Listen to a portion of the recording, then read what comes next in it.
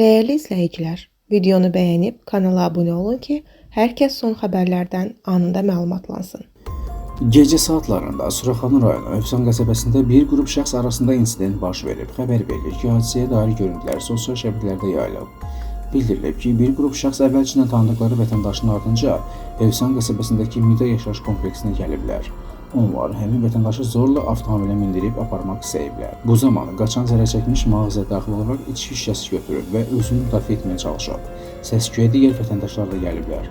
Hadisənin hansı səbəbdən baş verməsi, tərəflər arasında münasibətin nədən ibarət olması barədə məlumat verilməyib. Əldə etdiyimiz məlumata görə hazırda vətəndaşın müraciəti əsasında ərazi üzrə polis orqanında araşdırma aparılır.